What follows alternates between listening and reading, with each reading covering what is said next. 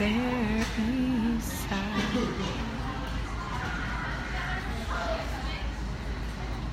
Hi, Amy. Good morning.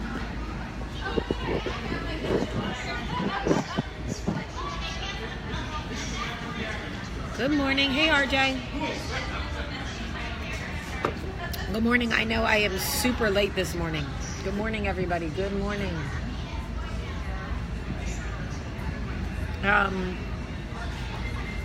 Good morning, everybody. Good morning, and welcome to Coffee Talk. How is everybody doing?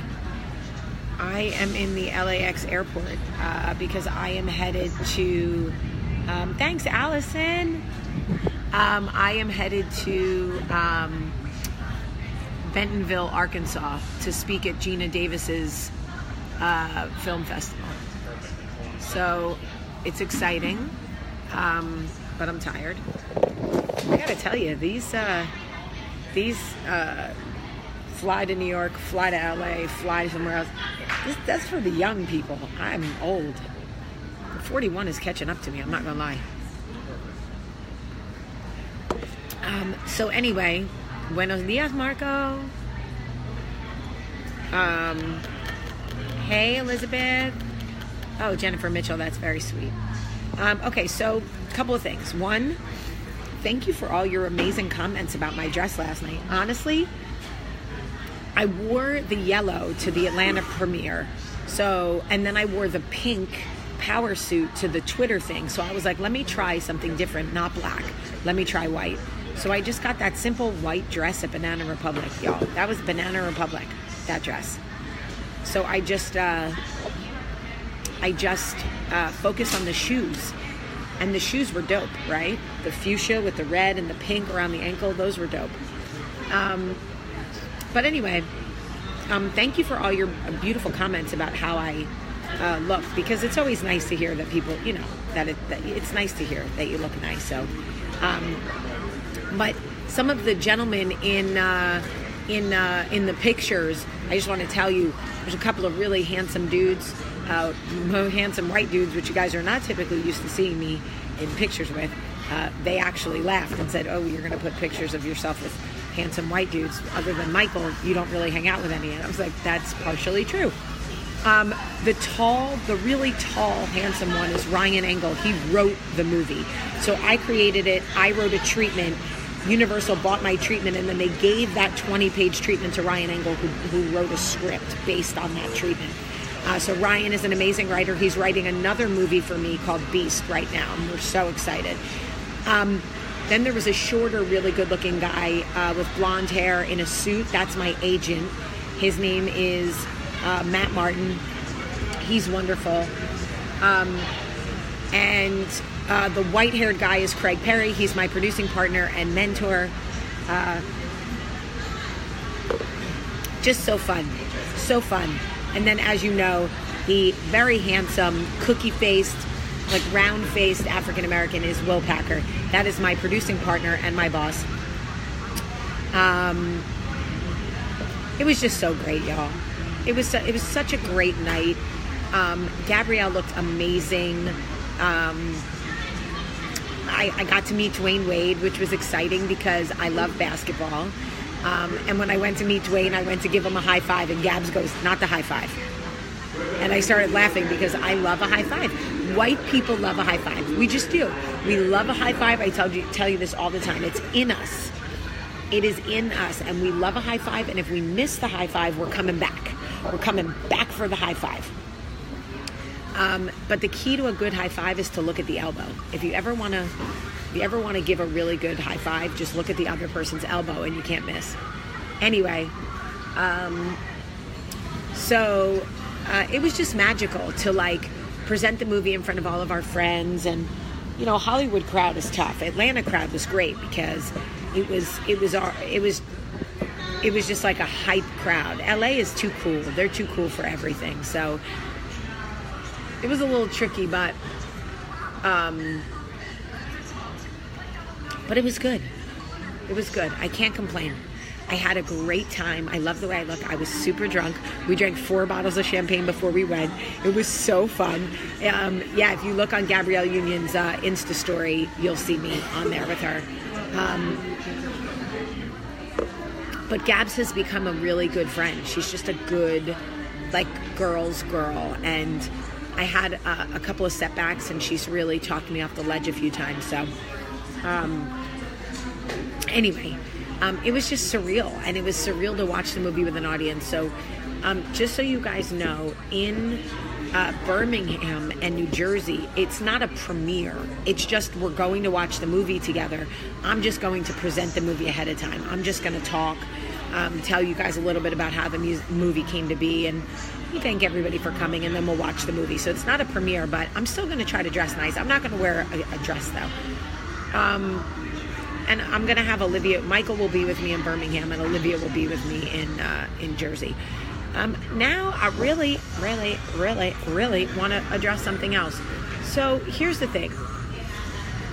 I understand that my marriage seems unconventional to those who live a sort of more 9 to 5 life in their marriage. I travel a lot. When I'm home, Michael travels a lot. And then I'm home with the kids. And so, first of all, Michael doesn't do social media, right? So he's not anywhere on social media. So even if I posted pictures of Michael every day, he would never see them, right? So it's kind of fruitless to keep posting pictures of my husband and my marriage, especially when I'm so open on Coffee Talk about who and what we are, to post pictures of him that he'll never see. But also, here's the thing. I wouldn't even call them haters. I would say they are people who don't understand. They don't understand, and I get that. Why doesn't Michael travel with me? Why isn't Michael at all these premieres? I think that's a fair question. Jamie, you're doing amazing things in your life. Your career is finally taking off. Why isn't your husband, the man who loves you and supports you and holds you down, with you every... Yeah, it froze because the signal down here sucks. Kate, I am doing... Oh, yeah. I wish you could come to Bentonville. Anyway, I want to go back to that.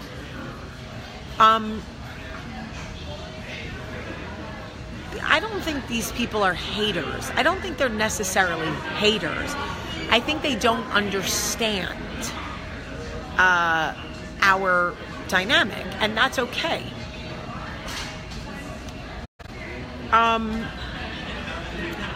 This is who Michael and I are.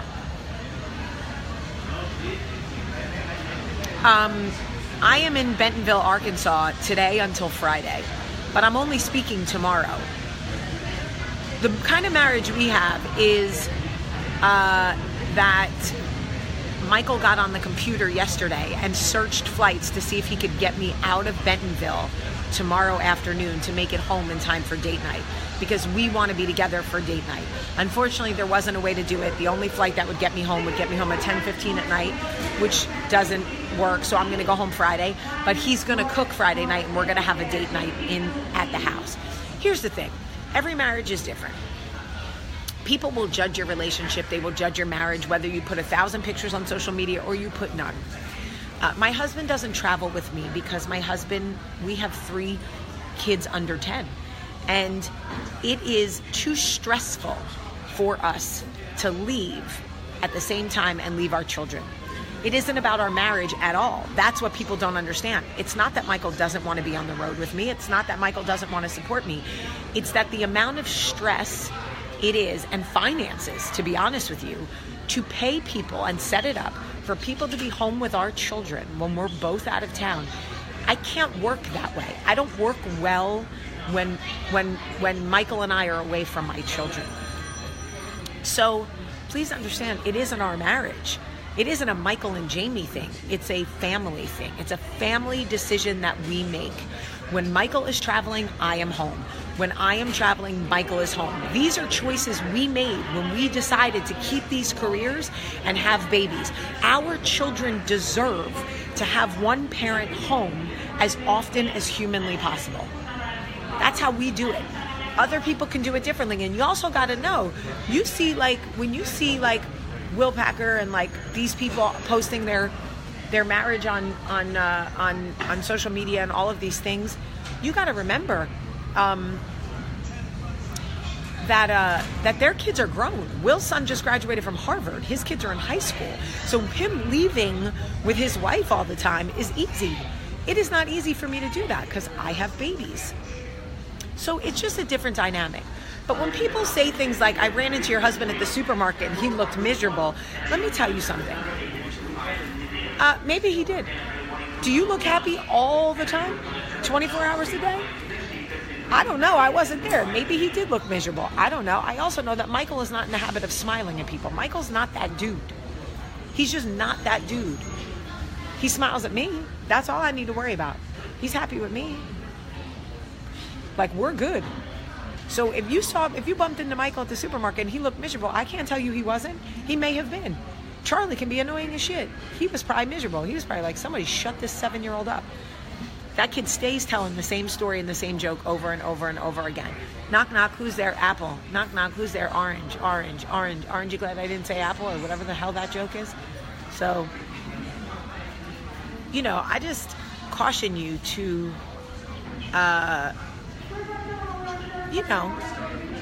be smart about the things that you say about other people, because sometimes you look stupid as shit.